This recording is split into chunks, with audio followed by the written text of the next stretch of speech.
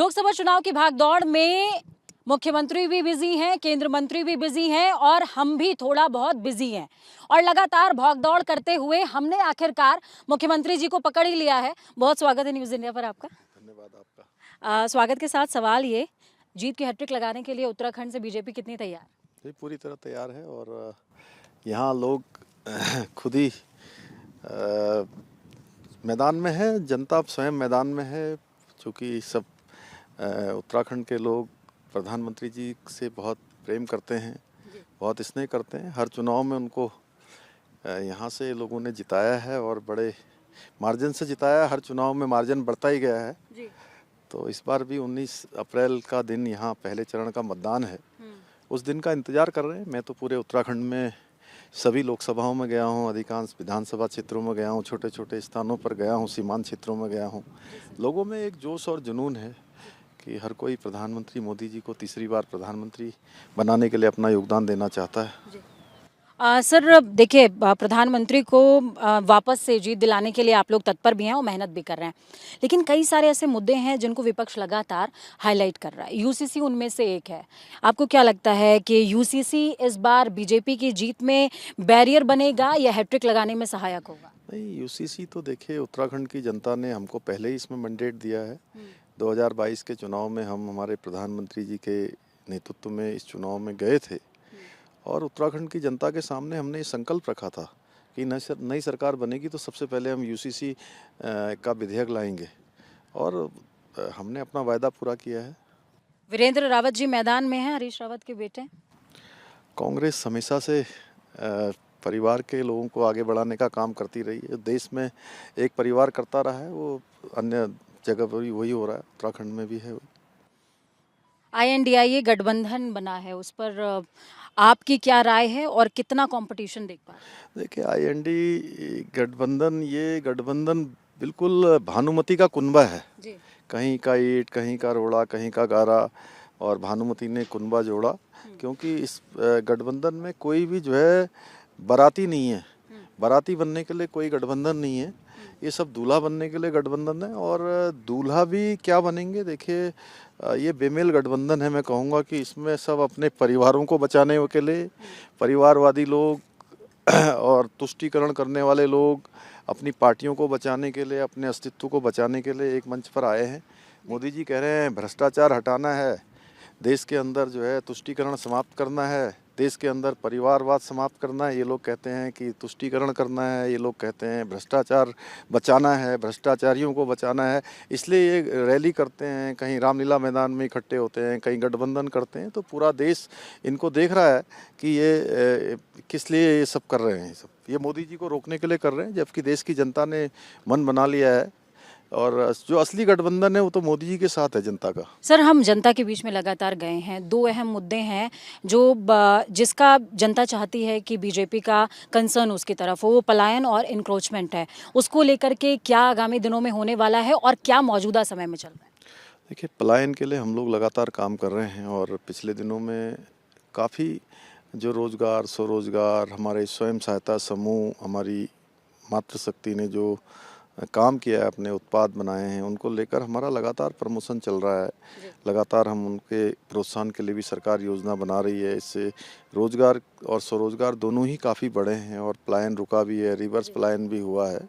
अतिक्रमण एक बड़ा मुद्दा है और राज्य के लिए ये एक सोची समझी साजिश के तहत हमारे राज्य में अतिक्रमण सरकारी ज़मीनों पर बहुतायत में हुआ था। 4000 एकड़ से ज़्यादा तो अतिक्रमण मुक्त कराया जा चुका है। और ये जगहों पे सर मज़ारें टूटने की वजह से ऐसा भी हुआ है कि अल्पसंख्यक विरोध में भी खड़े हो गए हैं, उसको कैसे हैंडल? देखिए, ये किसी भी वर्ग को ध्यान में रख के नहीं किया गया है। ये केवल और केवल अतिक्रमण है, अवैध अतिक्रमण। आप भी उसको अच्छा नहीं मानेंगी? बिल्कुल। बताइए, अतिक्रमण अवैध चीज़ें कौन मानेगा? सरकारी ज़मीन पर अगर कब्जा होगा तो हटना चाहिए ना। तो व्यवस्था के तहत उसको हटाया गया है और किसी को टारगेट करके या किसी वर्ग विशेष के लिए नहीं किया गया है। तो राज्य हमारा बहुत प्रेम पूर्वक, शांतिपूर्वक रहने वाले हैं। आपस में सब लोग एक दूसरे से सौहार्दपूर्ण तरीके से रहते हैं, इसलिए वो व्यवस्था के तहत हटाया गया अतिक्रमण है। सर, आखिरी सवाल मेरा, मैं भी पन्ना प्रमुख, अभी आपने हाल ही में पोस्ट किया है। निश्चित रूप से मैं भारतीय जनता पार्टी का कार्यकर्ता हूँ और लोकतंत्र का महायज्ञ चल रहा है, तो उसमें मुझे अपनी पार्टी की ओर से भी योगदान करना है। तो एक पन्ना प्रमुख के नाते मेरी भी भूमिका है, जो मेरी भूमिका मेरी पार्टी तय करती है और जो हमसे अपेक्षा होती है हम करते हैं। तो ये थे पुष्कर सिंह धामी, मुख्यमंत्री। बहुत शुक्रिया सर, आपने हमें समय दिया। देखिए, लगातार हम बातचीत उनसे कर रहे थे और मैंडेट को लेकर के भी वो बोलते नजर आए हैं कि अब की बार हैट्रिक होगी बरकरार, ये उन्होंने बोला है। और बेबाकी से विपक्ष पर भी अपनी राय रखी है। INDIA गठबंधन पर भी बोला है कि भानुमति का कुनबा है, बनता रहे, क्या फर्क पड़ता है। तो देखिए, चुनाव का समय है और समय की कमी सभी के पास है, क्या राजनेता, क्या पत्रकार। और इस बीच जो समय मिलता है वो थोड़ा सा अपने लिए होता है, खाने के लिए होता है, थोड़ी सी अपनी ग्रूमिंग के लिए होता है। इस बीच मुख्यमंत्री जी के साथ हमें टेबल शेयर करने का मौका मिला है, लेकिन यहाँ पर हम राजनीतिक बातें नहीं करेंगे।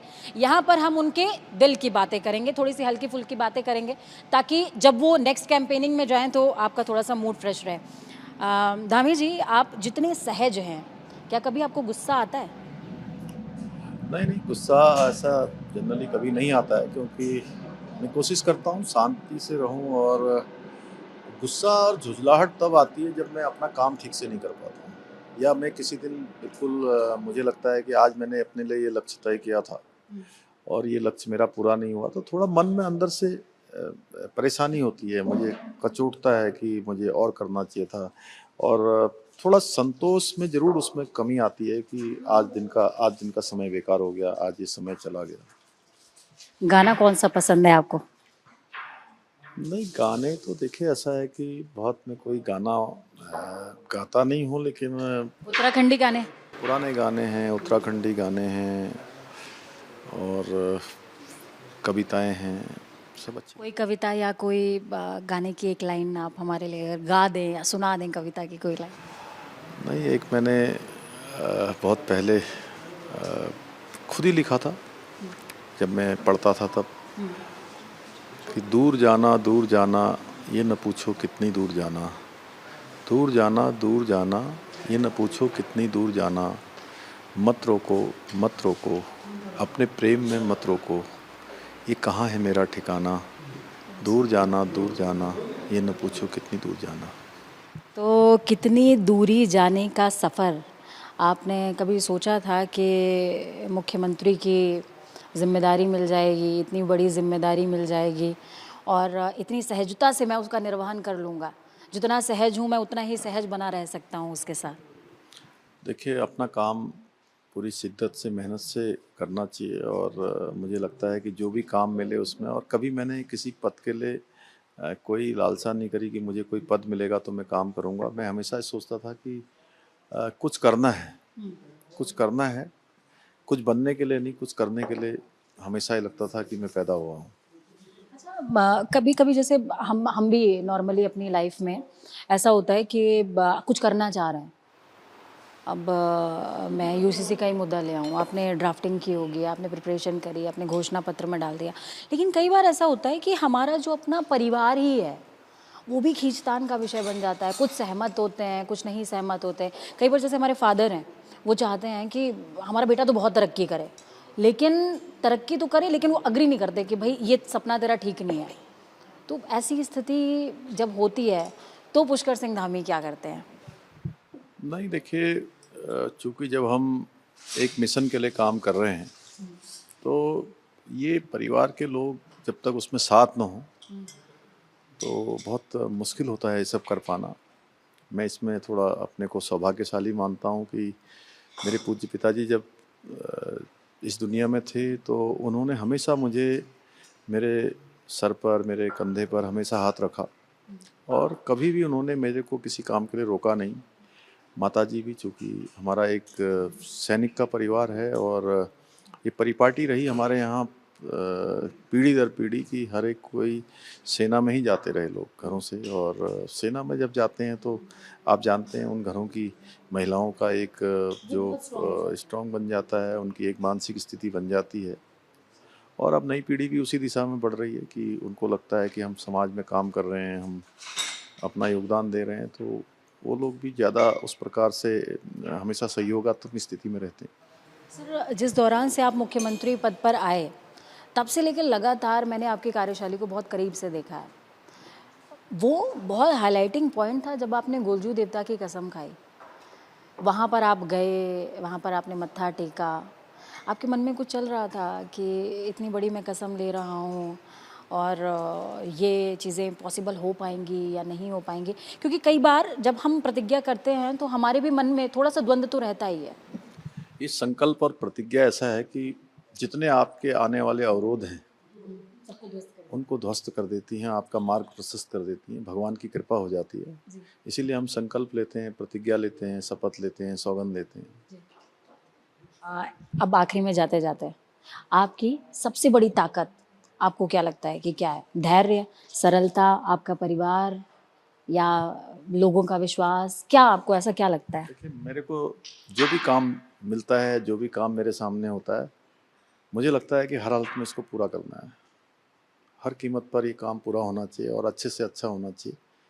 और ये मैं बाहर से नहीं करता हूँ, ये मैं मन से करता हूँ।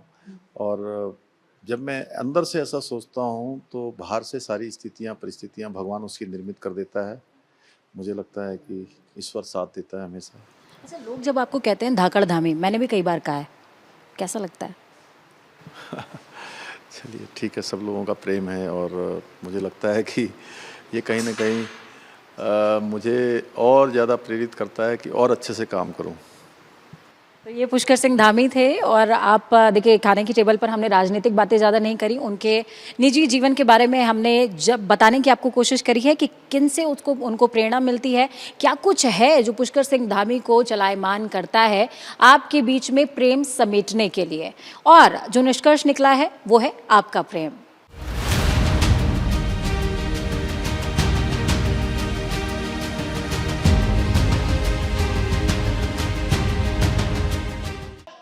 तो मुख्यमंत्री के बिजी शेड्यूल से न्यूज़ इंडिया ने उनका थोड़ा सा समय चुराया और आपको दिखाया कि आखिरकार इलेक्शन की कैंपेनिंग के दौरान राजनेता कितना ज़्यादा बिजी होते हैं।